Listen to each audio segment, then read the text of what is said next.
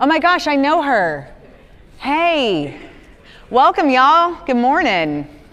It's my first time in Columbus. So far, all I know of Columbus is Stir Trek, so I love Columbus. Thanks for having me. Flew in from Atlanta for this. Definitely worth the miles. Thanks so much for being here, especially if you chose this over a talk about how awesome AI is. Good call. Glad to have you. Full disclosure, I cut a lot of slides in the last 24 hours because I get really excited over some of these things and my talk was just too darn long. So forgive me if my transitions are not as smooth as they could be. I tried to cut out a little so we wouldn't push time and there'd be a little bit of time at the end. So one of the ones I'm going to rush through is all about me. I like to tell, oh, come on now. Please? Hey! So a little bit about me.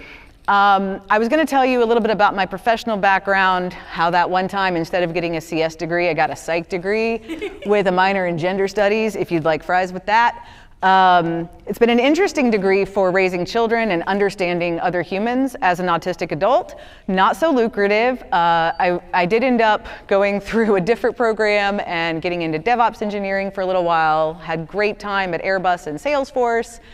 And then I realized my favorite thing is to go to conferences and speak to other humans, share what I'm capable of sharing, learn as much as I can from y'all, and conferences being my favorite use of time. DevRel made sense. Now I'm taking a little sabbatical into the world of nonprofits, trying to earn some good place points, offset my history. I'm now in computer science education, which is a fascinating place we can talk about over beers later. But the most important things in my life, I get to be married to the dude with the beard. He's my bestie, Wenzel. He's a software architect the last 30 years. He's been animated for weeks about this talk, saying, and don't forget to mention this. Okay, babe. We're raising 3 awesome tiny humans. They're my favorite people in the world. That snaggletooth lady, that's Madam Wu. She's also an older bitch like myself, and we rule the house. It's great. I've done judo for 30 years, so one of my previous careers was in bodyguard work, which is another thing we can discuss later over adult beverages. All of this to say, every talk I write, there's definitely a lens that I see everything through, where I ask myself, okay, this is really neat, but how is this impacting people? Because for my money, people are the whole reason to get out of bed and deal with all of the problems on this rock that's like hurtling through space in an ever-expanding multiverse. The other people are why I get out of bed. So just a little bit about who's this person talking to me. I'm going to tell you what I'm going to tell you. It's my favorite part of the talk. It reminds me of the flow, so yay me.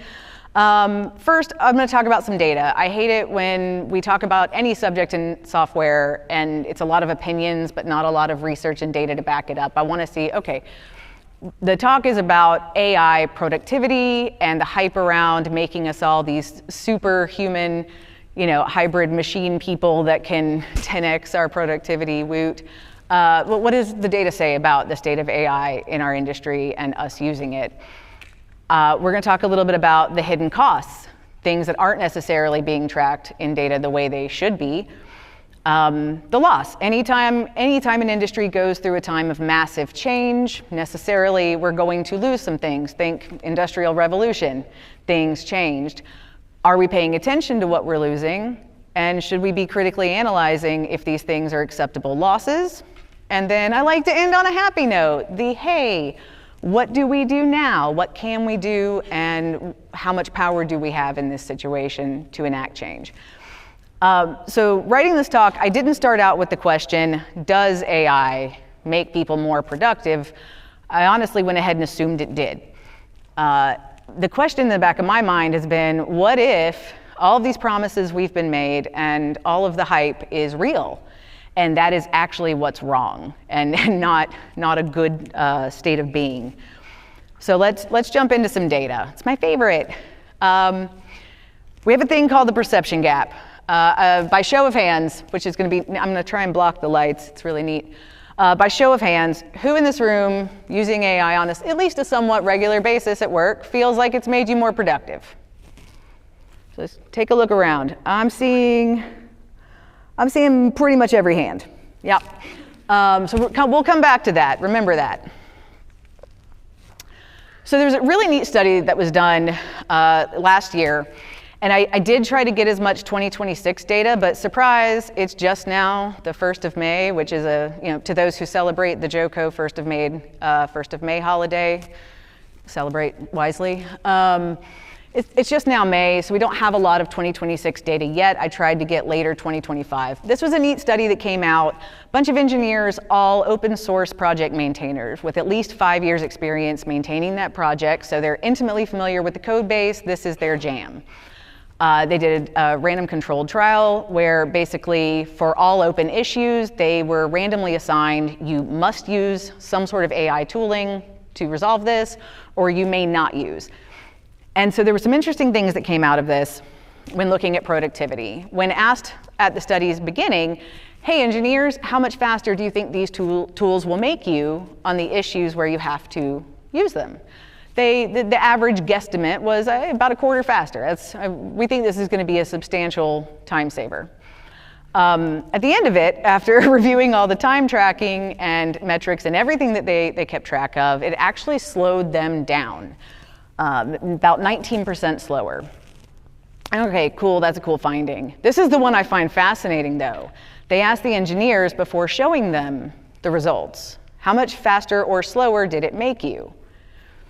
And the engineers guesstimated significant productivity gains when time tracking revealed absolutely not true. So we have this perception gap. Why? Why do we have that? Well, for anyone who's ever had a well-intentioned relative drag you to a casino where you don't want to be and had you sit at a slot machine, I had to do that one time, #never again. We don't remember the hours sitting there frustrated and disappointed and hating our life because there's not a lot of neurotransmitters being produced or moved in that time. We remember the jackpots, right? We don't necessarily remember the struggle to get that prompt just right or the debugging phase. We remember that moment where dopamine gets released, where it feels good, we solved a problem, yes, that's off my list. This perception gap, and I actually really liked the gentleman I'm quoting. He did his own little mini 6-week where he kind of thought he'd get some productivity gain. He kind of coin flipped on use AI or don't, and it slowed him down by about 21%. Love that when studies get replicated even at small scale. Larger scale studies show that the vast majority of engineers using AI tools to accomplish their tasks genuinely believe it has made them more efficient. You remember earlier when like everyone in the room raised our hands? Okay, so I started looking for studies that actually measured impact, like how much faster is it really making us? And good news, I found a study that confirmed across about 1,000 companies, multiple industries, it is making us more productive and faster by about 3%. By about 3%, cool. By about 3%, which is not what I remember being promised a year and a half ago. It's not, I feel a little bit catfished by AI sometimes because I'm like, no, this is not what your picture looked like, Mr. AI guy. 3% time savings. Interestingly enough, the same study that found that companies aren't making any more money with this implementation, which there's a whole bunch of factors on that, but they're not making any more money. And workers aren't getting any extra time back. So is that 3% still a meaningful 3%? What I was promised, as were you all, I think this one was the CEO of Anthropic, but let's just call it like it is. OpenAI, all of them promised us one day, very soon, any day now, all of the code is going to be written, or at least 90%, is going to be written by these machines. Get with it. In general, when the leader of an organization, a thought leader, we can debate the morals, ethics, wisdom of these leaders, of Altman et al. We can debate that another time. But I think it's fair to say they're very bright and capable at what they do. When they come out and make these predictions, who's listening? Our CTOs, our CFOs, our boards, our managers. And so we kind of are where we are because of these predictions. If you're deciding the budget for a company and you hear this, that within 6 months, all the code's gonna be written by machines anyway, you start making different choices. You start mandating AI tooling usage. You start diverting money from other things into paying for licenses, right? You hire differently than you would have based on these predictions. So a lot of the things we're about to talk about as far as what frequent and mandated AI use is doing to us as an industry, I want us to remember it was a choice. Like, this was not inevitable. This was not Thanos, right? We chose this. We did this to ourselves. So what is it doing?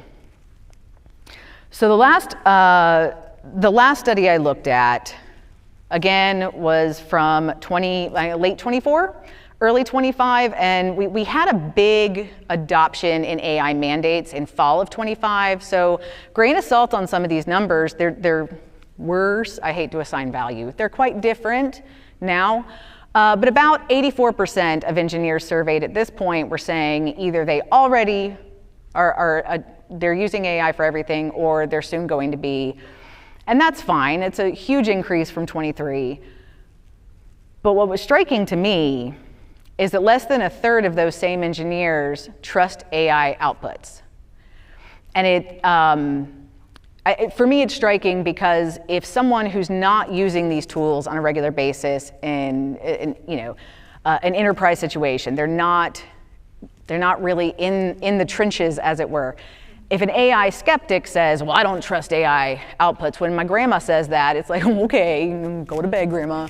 But when engineers who are using these tools consistently, regularly, at work, all day, every day, when they say, hey, yeah, I've been doing this for a year now, but I don't really trust the output, that gets my attention more, right? So why? Why aren't we trusting outputs? Again, different study, larger sample size, actually. About half of respondents say, absolutely, yep. If I've got 7 different agents running 7 different problems for me and helping me solve all these things, yay, I am faster. Of course I am. How could you not be? I mean, AI is always going to write code faster than the average human or even an exceptional human. It's faster. But what happens at deployment time? What are those back-end costs? So a lot of times when we see numbers around AI productivity, what we're actually seeing is like sprint velocity. We're seeing how many tickets get closed, how many new lines of code are pushed. We're seeing just raw, did it make the thing? Is the thing out there for the user? Cool, let's call it productive. If we're not tracking added time for reviews, QA, testing, if we're not adding in incident response, because as it turns out, AI introduces really subtle bugs and security vulnerabilities, then we're not getting a complete picture that, roughly 79% of engineers are reporting, hey, yeah, no, this is a problem at deploy time. So trust and consistency. This was an interesting one. I'm actually going to, I'm skipping that particular slide on purpose. Yay! Trust, comprehension, and consistency. These are things that engineers have to have. So we have to know that if we put something in production and something breaks unexpectedly, everyone on the team understands the code, they've worked on it, they really deeply know it and own it, and we're going to be able to resolve that. I think the most recent data I saw was like frequent AI users are taking an average of 7.6 to 8 hours for incidents to resolve a production incident, whereas less frequent users are closer to about 6 hours average, and minimal AI users tend to be closer to that 4.5 hour mark. Well, why is that? We're not seeing the cost. That extra time that we get from producing huge volumes of code very quickly, far more quickly than humans will ever be able to produce it, what we're not factoring in is added QA time, added review time. Interesting study I saw while researching this showed that if your agents are writing your test cases, the code that is output will pass all test cases almost 100% of the time. Cool. We're finding it's a good time to be a bad guy. It's a good time to be looking for security vulnerabilities. They're being injected unnoticed. Why is that? Well, turns out if you write your own code or your buddy on the team writes the code, it's a lot easier to look at something generated by a human, and that code smell that you've just spent the last decade or two of your life developing, that ability to just glance and know it's wrong, even if you don't know how or why, you know it's wrong, that's being eliminated. AI is capable of producing code that looks lovely. It looks so good. We're not building in enough time and awareness around all of the downstream costs, the extra, all of the extra time to find the problem when something breaks. Copilot debt comes in a few different flavors. We're all familiar with tech debt, right? That's the debt that we sign on for. We agree to that. We agree to things like make it work fast, go ahead and ship it, we'll refactor in a month. Just like we're gonna start a diet on Monday, we're gonna refactor next month. No, we're not. But we know about tech debt, like that's there and we're cool with it. We consented. Copilot debt's a little different. This is the specific cost of using AI. One, knowledge debt, obviously. If no one on the team wrote it, not really, and you're not building in extra time every sprint for more thorough code reviews to deeply ingest this new code and deeply understand it as a team, that knowledge debt is a serious problem when, not if, something breaks. Now it's not working and you're trying to learn it if you haven't already built in those time-eating mechanisms that kind of eliminate the productivity. Back to that actual 3%, this is why.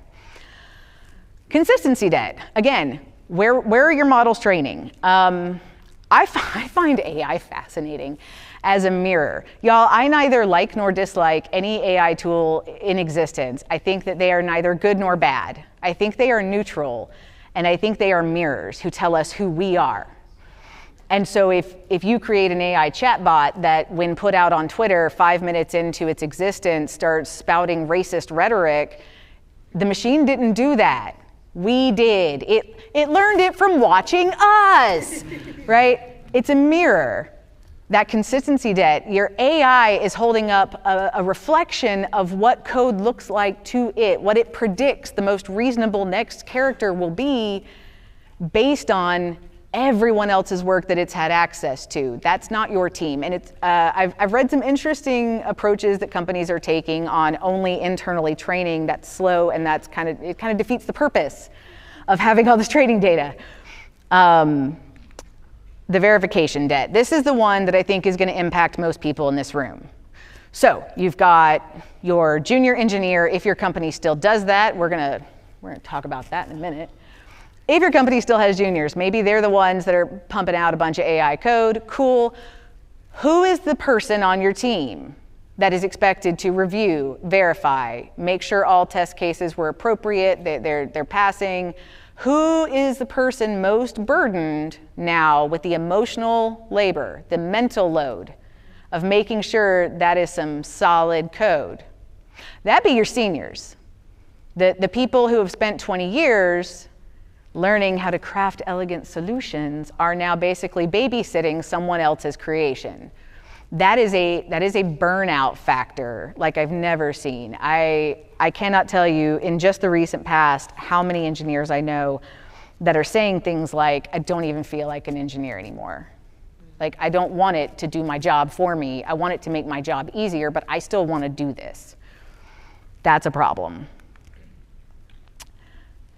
It's a ubiquitous problem. This is not isolated. Study after study is telling me that at least half the time, large-scale AI-generated code is producing production incidents, deployment issues, security issues, plural.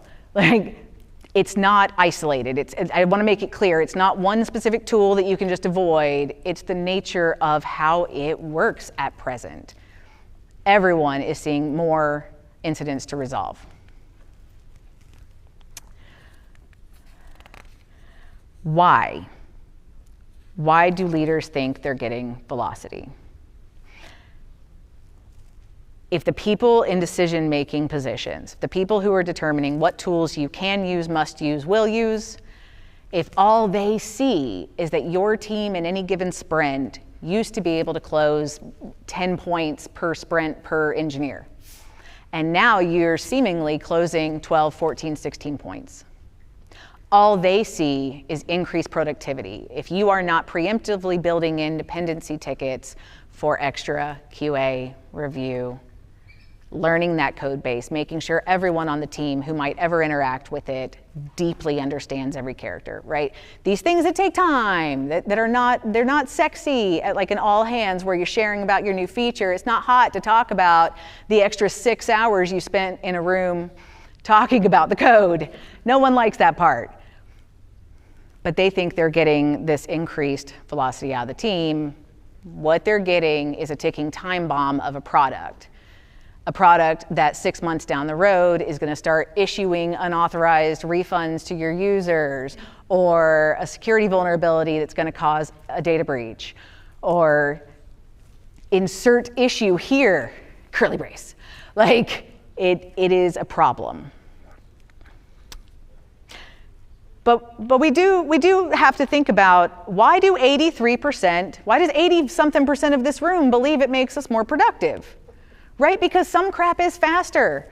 And that is a fact. For the first time in my life, I asked Claude to build out my slides. I gave it my outline, I argued with it a little bit and said, make my slides. And the actual creation was faster. I remember that because that was a jackpot. I hate slide creation. Y'all, I'm dyslexic and highly ADHD, and I have 3 kids. That is the third circle of hell for me, is slide creation.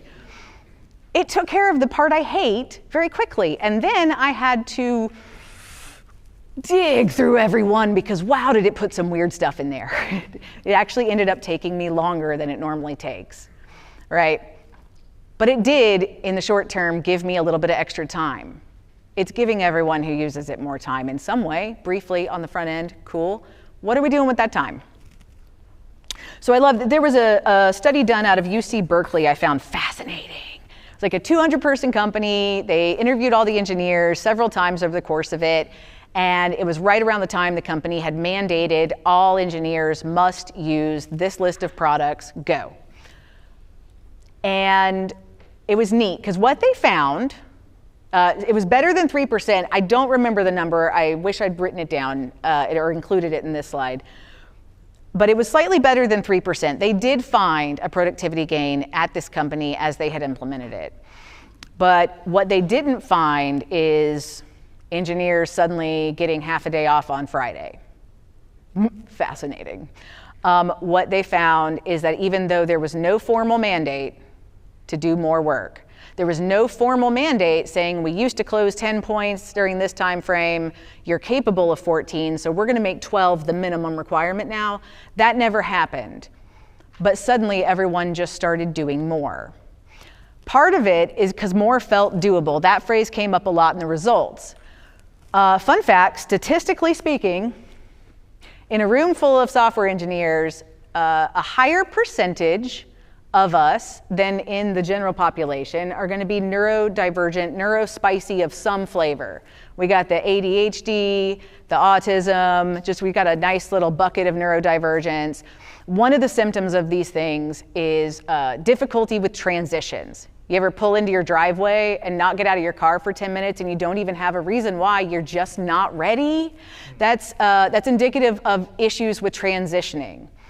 And so what we're finding with AI is, because of that jackpot, that neurofeedback mechanism making you feel good when something does work, even people who typically would have an easier time transitioning from work to life, which is hard, especially when you work remotely, right? Because you're already home, technically. People that would ordinarily not struggle with transition, because of that positive feedback their brain is getting, they'll just keep going. One more prompt, one more step, one more thing. That one worked, that felt good. I'm going to keep going, keep going, keep going, right? So for those of us that struggle with transitions on a good day, the work just keeps piling up, and it's self-imposed more often than not. That is if you're lucky. In this particular study, they were lucky that leadership did not formally mandate they work more. Think about your leadership and your team, and if that would be the case. I'll leave that there.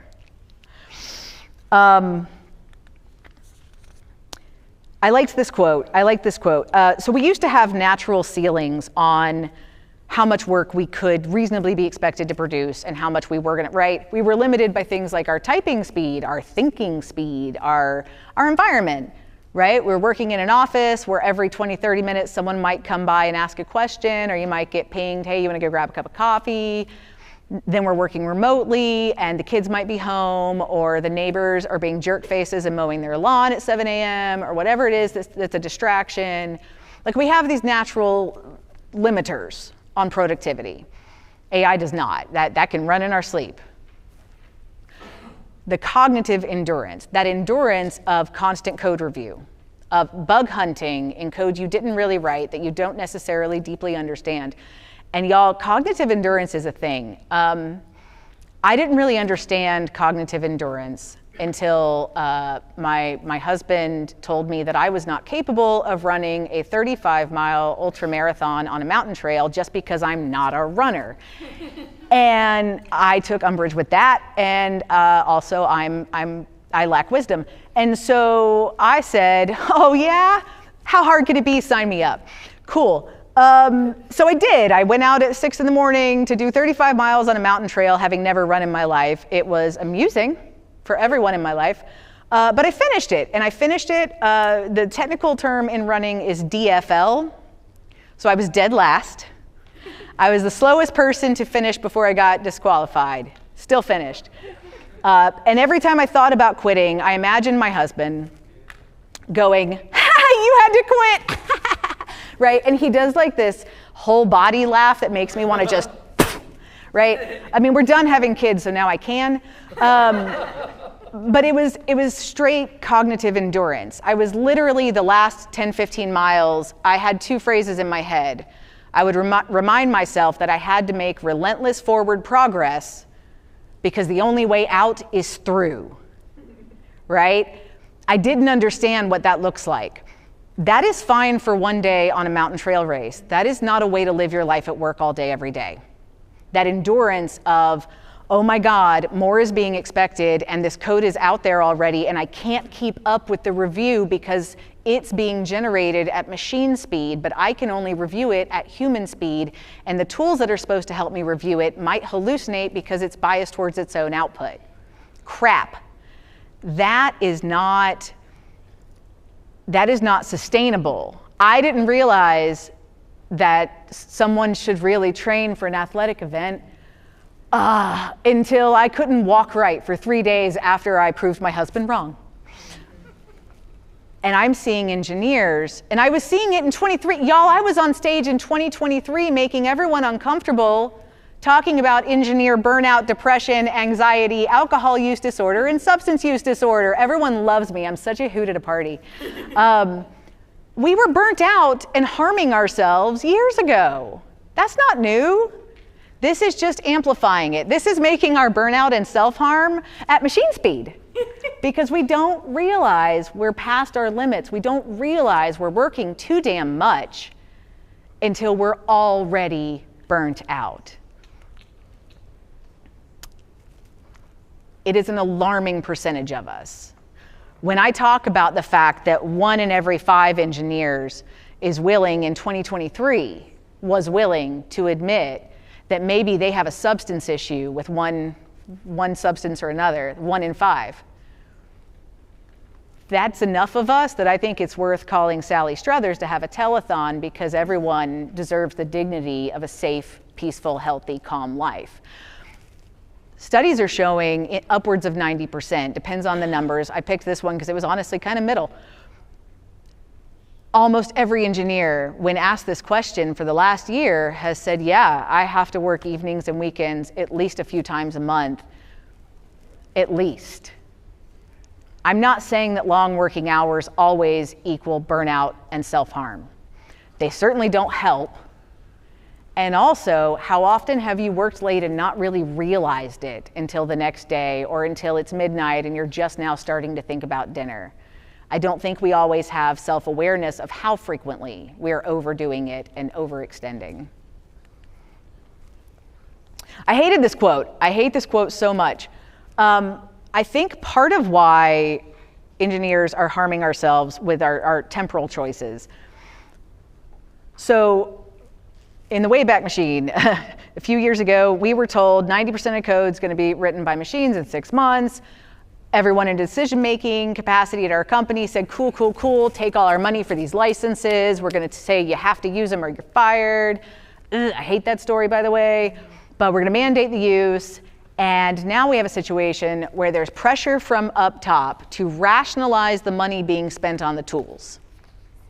And so engineers who are actually being slowed down in the long term, they're actually being slowed down, are being forced to produce more and more to prove that the tool that's actually slowing them down is worth the money to speed them up. The snake is eating itself, y'all. We are making poor choices. And that is a problem.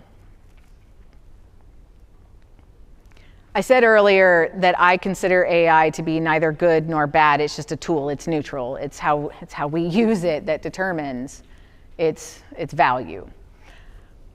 Again, study after study is telling me that if your team and company culture, before an AI mandate has been introduced, if your culture was already one of we don't care if this is a realistic expectation, you will produce this by this date for this client. We've already promised it.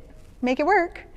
If you were already in a culture of not feeling safe to call in sick because that's not considered a viable reason to miss work, you're a remote team. Why would being sick change your work schedule? It's not that. If you were already at a company that doesn't provide parental leave and, if you're already in a toxic culture, AI doesn't make it toxic, it just amplifies what's already there, right? So this whole idea of make it work, we have to keep going, if that's already a part of your team, now that you have this tool that's giving you sporadic reward, making you feel like you can do enough to prove to the people paying for the tools that they're working even though they're not, you see how this is just a self-fulfilling prophecy that you're just going to be overworked and burnt out. What are we losing, right? So we've gained 3% time. Damn it. We got that 3% increase in productivity overall. What are we losing? I found this really interesting. Anthropic, actually, I believe, did this particular study. So they took 52 junior engineers, these mythical creatures that are going extinct in front of our very eyes. They took 52 juniors, and they had them do a specific task, same task, everybody. Half of the group was told you must use the following tools. Guess which tools they used? Just throwing that out. And the other half were told you may not. And it was cool. They ran a lot of numbers on the actual tasks and how that worked. I liked what they did at the end. They did a comprehension quiz over what they had just accomplished. And so what they found is the group using AI got about 50% of that quiz correct. They understood about half of what they'd just done. And the no AI group understood significantly more. Arguably not enough, but I'll take 70% knowledge acquisition. It ain't bad. It's a good start. I've been a junior. It was a rough road. I feel for the kiddos. That was interesting to me for a few reasons. How do we make senior engineers, staff, leads, engineering managers? Like, how do we make those? How do we grow them? Well, we start them as juniors, and then we torture them with tasks that are frustrating, that are difficult, and where they have to struggle. Turns out the struggle of not knowing an answer and having to figure it out is not a bug, that's a feature of learning. And think back to when you were an early career professional. If I were to ask you, what was something that you learned in your first few years that you'll never forget? It probably involves you breaking something, yeah? Yeah? Or some problem that you genuinely thought you'd never figure out, and you were doing that thing you do where you like ride the line between, have I tried to struggle enough on my own to bother people with this? Or have I been struggling so long I should be embarrassed I waited this long to ask? Crap, right? That's where we learn. That's the fire that forges us. So now we have tools that enable entry-level career talent to produce more and more and more and learn less about how to do the work that's actually taking up our time now. Code reviews, debugging, deeply understanding it. It's limiting their comprehension growth while enabling them to do more output. And we're not fostering future mid-senior manager level talent, right? That's a problem. Another thing I found interesting about the Anthropic study is that they sorted the AI users into 4 categories. Again, AI is a neutral tool. How we use it determines its value. And this was interesting to me. So one group of the AI users they called the iterative debuggers, right? So these people, they wrote some of the code, AI wrote some of it, they manually did a lot of things, and they relied heavily on AI to identify and mitigate problems with the code in that task. These people were interesting. They weren't particularly fast, they were kind of slow, and they got low comprehension scores. Not the lowest, not the slowest, but not good. The delegators, the ones that were like, do it for me. They were the fastest, no questions asked. They were the fastest. They accomplished the task, and they got far lower on that comprehension test. They understood the absolute least of all of the AI users. They brought down that average, in fact. Some of the AI users chose to generate and then go ahead and start asking questions and say, okay, what did I just make? Why did you make this choice? I thought I was supposed to do it this way. Can you explain to me why this looked like the right choice here? And they did a little bit better. They had higher scores, still not lightning fast, definitely slowed them down to build that comprehension, but it showed in their test scores. And then we've got the second fastest group. So I want to point that out, the second fastest. So not as fast as the delegators who learned the least. Second fastest, highest scores. That's how much the delegators brought down the average of that group, because they were comparable to the non-AI users who had to struggle and learn. The conceptual inquiry group. So this group, before they started writing, asked questions. They wanted to understand the task. They basically went through the umpire method, right? We're gonna understand what the task is asking. I'm gonna match, I'm gonna plan, I'm gonna implement, right? They went through that step, that 6-step process with the tool as an assistant, as a navigator, as a mentor, as an advisor. Second fastest, highest scores. How we use the tooling matters. I did still leave in, even with the time consideration, I still did leave in some quotes, because this one made me so sad. This particular engineer was talking about working on a personal project manually after months of using AI at work. I learned this the hard way too. After about a year of not doing anything myself, I thought, I'll just make a little fun app for my judo students this weekend. And then I, like 48 hours later, absolutely wanted to burn everything down. I identified so much with this. I felt slow and stupid, and like all of my skills had perished, because it's a perishable skill, y'all. I mean, I'm sorry, it's just like any other sport or muscle-bound activity. Knowledge skill is perishable. If you don't use it, you do lose it. Losing our skill set is sad. When I hear engineers tell me they're losing their sense of self, their sense of identity, because they're not creating, they're babysitting, they're reviewing, they're mitigating problems, but they're not feeling that satisfaction that comes from crafting. That identity loss leads to burnout, leads to depression, leads to engineers who are too beaten down to genuinely give a crap about doing those extra reviews and putting their all into that. Now we've got AI buggy code out in the wild and no one's laying eyes on it, or at least not enough, because they don't care anymore. They don't feel like engineers. This is a problem. We're losing juniors. I mentioned this already. Correlation is not causation, but I think it would be silly to dismiss the correlation that juniors are not being hired like they were. And the timeline, as we've watched those numbers go down at every company that's reporting numbers, it has coincided with the rise in AI tooling. And this is the thing we've been told: AI does your junior tasks. Why would you hire someone right out of college to do stuff that a machine can do? Again, one of the things that I think brings many engineers a lot of satisfaction at work is being a mentor. One, the fastest way to improve your own skill set is to teach someone else. Anything you understand and use and do, you will understand more deeply, and I don't have words for how useful it is as far as self-teaching to teach someone else. Having someone on the team to mentor is a gift to everyone on the team. We're not hiring juniors like we should be. So now we have talented 20-somethings coming out of school unable to find work.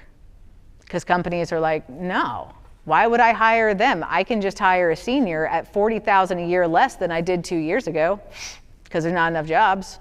Why would I hire that? Well, right now, today, that sentence sort of makes sense if you're cold and callous and don't have any inkling of empathy. From my psych degree, there's a word for someone who can't feel empathy. I don't remember what it was. But if you can't feel empathy, in the short term, that makes sense. Why would I hire a resource I don't need? 5-10 years from now, when we don't have people with code smell, we don't have people who struggled and learned deeply, people who can review AI-generated code with subject matter expertise, where will we be then? We talked a little bit about how we got here. Spoiler alert, managers decided. They chose this for us. They said use AI. Use it or get fired. I actually cut the Coinbase slide. Sorry, guys. But they said use these tools. We're paying for them. You will use them. Well, in large-scale studies, 52% of us say, yeah, I use unapproved tools at work. No one notices. No one cares. Most companies are not retroactively evaluating the effectiveness of the tools they're paying for. They're just paying for them. But there's not really a system in place to evaluate if that's money well spent. Most companies aren't defining what's approved and what's not. What's wrong with that? I think one of the terms I saw for it was shadow AI. It's just when you're using tools that aren't tracked, that aren't part of everyone's awareness, you're just injecting code no one knows anything about. And your main agents don't know about it or how it got there. They think a person wrote it. It causes problems. That's one of the things that has gotten us here. So I did leave in this just to mention, I'm going to defend Armstrong for a second. He didn't actually fire everyone who wouldn't use AI, but I do want to highlight, he went on a podcast and bragged about this and said, yeah, I told everyone to use AI tooling and I was so reasonable. I gave them until the end of the week to onboard, and then I had a meeting Saturday with everyone who hadn't onboarded, because totally healthy work culture to have a meeting Saturday. And so he had this meeting on a Saturday and said, why did you not onboard this week? And some had reasonable excuses. They were out of office. Some of them said, hey, my workload was just too high. I couldn't get around to it. The ones who said, I don't wanna, or I'll get around to it, but like it's just not priority, they were just fired, which is cool, because the ones that were still working, producing even more output, now that bottleneck for QA, review, testing, deployment issues, resolving those before it's even in prod. Now that bottleneck has grown. Great plan. I saw statements like this everywhere on every study. We're under so much pressure, we have to, you know what? I choose to believe he didn't just flick me off. How many minutes is that guy who's backlit? You're done. Oh. Sorry, I've been trying to Cool. Okay, so then love me through it, I swear, 5 minutes. Here's what you can do. 1, don't ship slop. How are we gonna do that? 1, if you are in a position to say anything useful in a team meeting, say no. No to shipping slop. And how do you do that without getting fired? You say yes to say no, okay? You say yes to say no, and I'm just gonna give you the out. Say absolutely yes, we can add this into this sprint. We've got 5 other things. Which 2 of these 5 other things are we booting to the next sprint? Because to make room for this and do it right, what do you want us to cut? Say yes to say no. If you are being asked to use a tool that you think is actually a problem, say absolutely, yeah, we need to build into this next sprint review time because this tool is causing this problem, this many additional hours of work. We need to build that in so we have awareness and can track that work. You have the ability to say things like, no, we're not going to increase team agreements on how many tickets get closed this sprint. Or if we're going to, we need to go ahead and preemptively write tickets that reflect the extra review work. And you need to be just really vocal about this if you at all feel like you can. Force that conversation. For leadership, please stop looking at sprint velocity. That is one factor. Really step back and evaluate the value of what your team is doing. Ask yourself, have I created a toxic work environment that makes people feel like they have to work longer to prove viability, that these tools make us more productive in a shorter amount of time, right? It's your job to be honest about, is this adding value, not just lines of code. Accountability structures, I mentioned it again. If you introduce AI-generated code that gets your company sued, no one's suing Claude or Copilot. They're suing your company. And then leadership's gonna blame the next person down to the manager to you. Everyone involved will be blamed long before the makers of that tool will.